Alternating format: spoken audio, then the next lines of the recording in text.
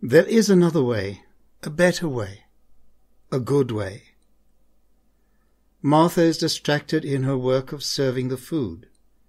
She's anxious about getting everything right, and she's disturbed that Jesus does not seem to appreciate her efforts, while Mary just sits there listening to Jesus. Don't you care about me, Jesus? Am I not important? Am I not loved? Jesus sees her anxiety and her pain, and gently deflects her fixation. Mary has chosen the good portion that will not be lost. The true hunger of Mary's heart is being filled. You see, Martha is suffering from the most fundamental of all our human illusions, which sees the source of our happiness and well-being outside of ourselves, in the acceptance and approval and the caring of other people.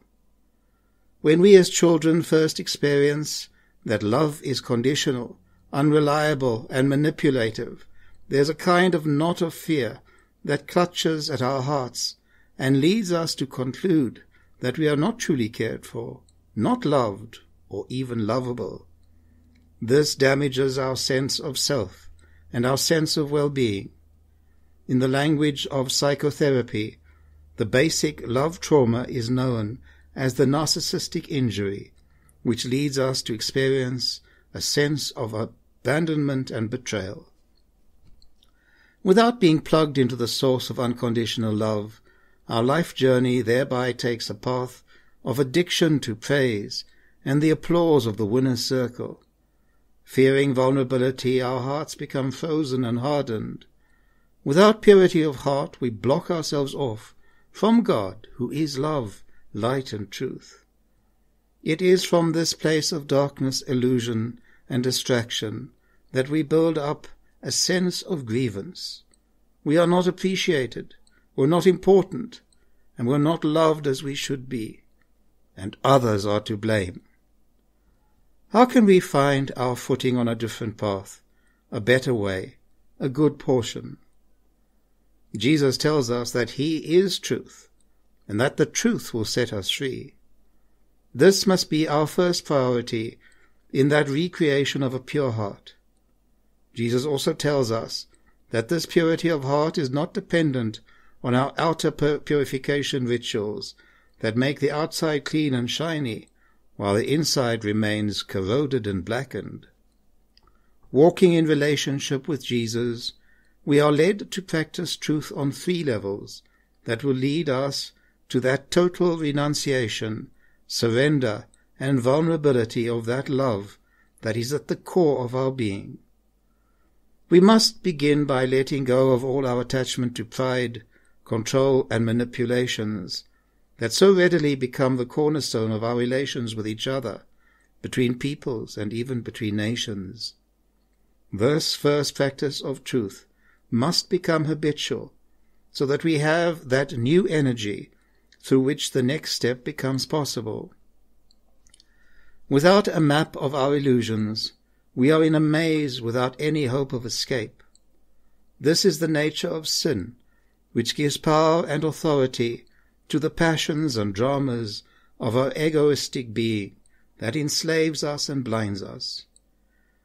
It is by gazing ever deeper into the eyes of Christ that we come to discover that mirror that will reflect and map out, that gives us the way out of these illusions. Through this humility of truth, we come to see ourselves through the eyes of God.